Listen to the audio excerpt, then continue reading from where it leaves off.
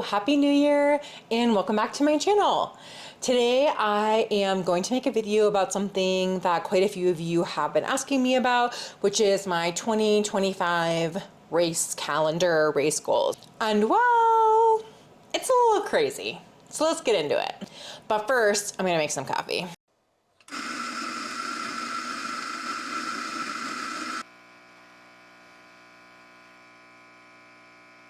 Coffee secured. I love these double insulated mugs, double wall mugs. I don't know, they're so, like, they're cute and pretty. They make the coffee look cute and pretty, but they also keep your coffee warmer, which I need. First, if you are new here, welcome. My name is Kate. I am a triathlete, among other things.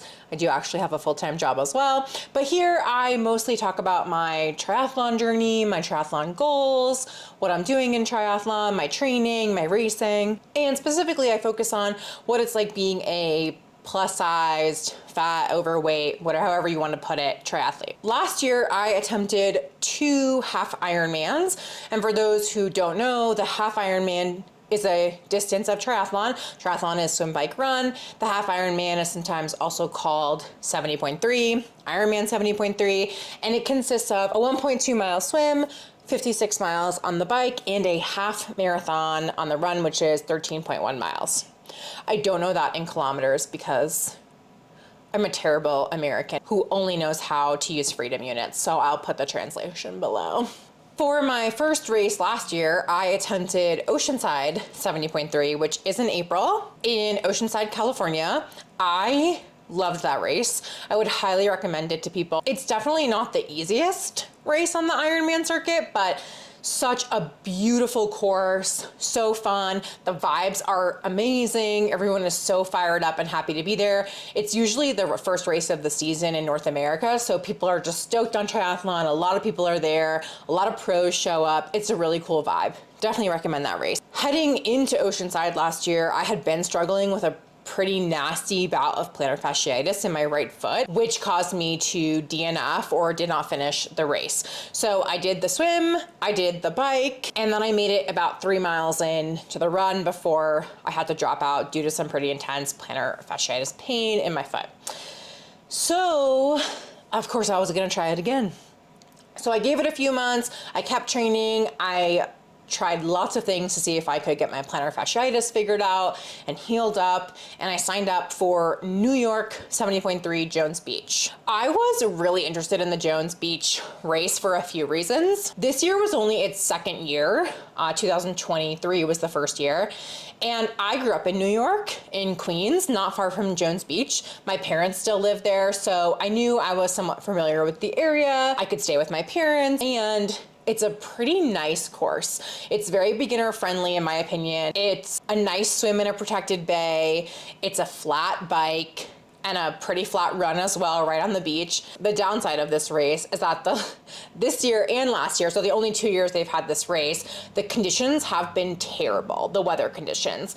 Last year, it was a hurricane. This past year, it was the basically after effects of Hurricane Helene. So hopefully third time's a charm for that New York race. I won't be able to do that race this year because it conflicts with a work conference that I have every year, but I think that's a great race as well. I did a video about my race and my experience at that race. I'll link it below. Check that out if you haven't already, but spoiler, I finished it. Technically, the cutoff for half Ironmans is 8 hours, 30 minutes. To be honest, I don't really know what it means because most races, if you are close to the finish line, they're not going to pull you off the course. They didn't in this one. So I finished, I crossed the line, got my medal and the finisher's hat and all of that. Like I said, the weather conditions were not great, so I'm super proud of how I pushed through that race. I got a PR on the swim, I got a PR on the bike, although not really fair to compare the Oceanside bike course and the New York bike course because the elevation profile is so different. But still, I felt like I really pushed myself on that bike, had an incredible bike, got to the run, and just got through it. I was still struggling with the plantar fasciitis, so I really hadn't trained running going into it. So that was a bit of a death march, but we got through it. And now, of course, I'm gonna give it another go in 2025. Contrary to mid-race, mid-run Kate in New York, who said, I'm never doing this again. Here we are, we're doing it again. So, without further ado, my first race of the season will be Ironman 70.3 Chattanooga on May 18th.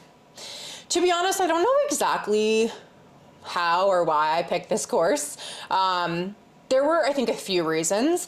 Number one, I've never been to Tennessee, and so someplace new to go, which is cool to get kind of a vacation and a race in one go, or maybe not a vacation, but at least somewhere new to go. Second is people always talk about Chattanooga, about the race, about the 70.3. That is just such a fun vibe and a great course, and people really like that race. The third thing is it is maybe a downwater swim. The jury's still out on that, but it's possible for it to be a downwater swim, which sounds good to me because I'm definitely not the strongest swimmer. My number one goal for this race is to stay within the 8-hour, 30-minute cutoff. But then I have a couple of smaller race goals. I'd really like to PR the swim. I'd really like to have the same or similar bike time as I did in New York. That will be a challenge because the elevation profile is very different. As I kind of said, New York is very flat. It's like 700 feet of elevation gain total in the 56 miles.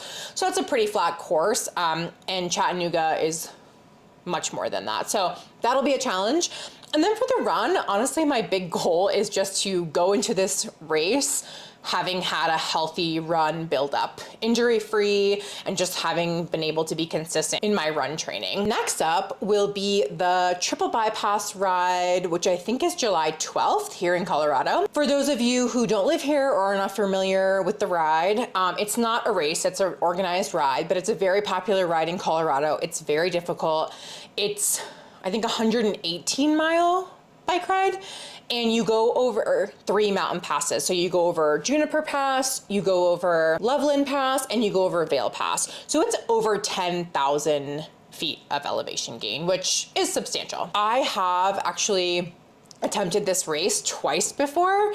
The first year, I just felt like I didn't do enough training going into it, and I pulled out. The second year, which was this past year, I felt really good about my training, and then going into it just had one of the worst days in racing or being an athlete that I've ever had.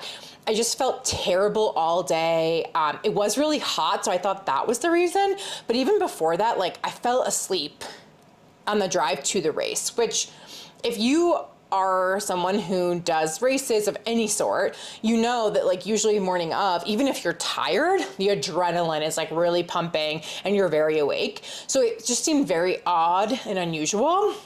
And also I had gotten a lot of sleep the night before. I'd gone to bed really early to wake up really early. So it was just weird. And I remember I was so upset and so sad when I had to pull out of that race. I was standing on the side of a mountain, waiting for my husband to come pick me up, wanting to yeet my bike off the side of that mountain cliff and never look at it again. I think I got in the car and cried and told my husband I was never racing again. I was being so dramatic.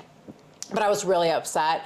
And then the next day, I tested positive for COVID for the first time. I'd never had COVID before.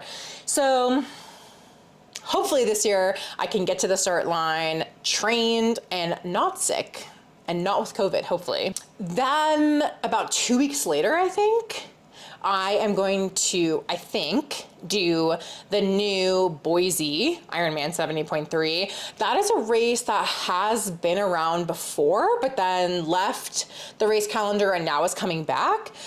People have just said good things about it, and it's close enough to me where I feel like I could drive there, and I feel like it would be a fun race and a good mid-season half Ironman. And then finally, I'm hoping to do my third half Ironman of the year at Santa Cruz in September. I do think it's a little bit crazy to attempt 3 half Ironmans in 1 year. However, I remember hearing once someone say that something is only a goal if you have a less than 50% chance of finishing it. Otherwise, it's just a plan and something you intend to do. So we're keeping that energy and that in mind as we attempt to do 3 half Ironmans. For me, I think a lot of the motivation in this plan is that it really helps me to have races spaced out every couple of months. That really keeps me accountable with my training and keeps me on track. And I enjoy racing. So that's the goal for this year. Like I said, I think it's a little bit crazy, and maybe I'll be totally sick of triathlon after this year, but hopefully not. And we'll just see how it goes. I do have some other smaller goals for the year. I actually did a bingo card of goals, and there's 25 spaces in a bingo card, so I'm calling it 25 things in 2025. So if you do want me to talk about that, let me know, leave a comment down below. Maybe I can make a video about that. And if there's anything else that you are wanting me to make a video about, please let me know. One of my goals in 2025 that is honestly kind of intimidating is to get more consistent with posting on this channel. It is really hard. It can be really hard to juggle my full-time job and my responsibilities outside of work, and then training as well, social life, just all the things, with also filming and editing videos for this channel. But in 2025, I will tell you, I want to post 40 videos for the year. So that's 3 to 4 videos a month. It's pretty ambitious, but I've got some systems in place that I'm hoping will help. And yeah, I think it could be really exciting. So one video that I know someone had asked me to make a while back was talking about how I got into triathlon.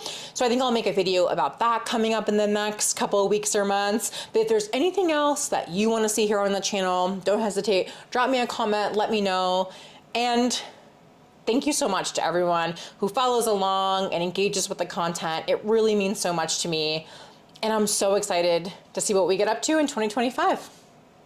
Let me know down below what races you guys are targeting in 2025, and if you're going to be at any of those races that I'm going to be at, because I would love to meet you all in person. All right, that's it. See you in the next one.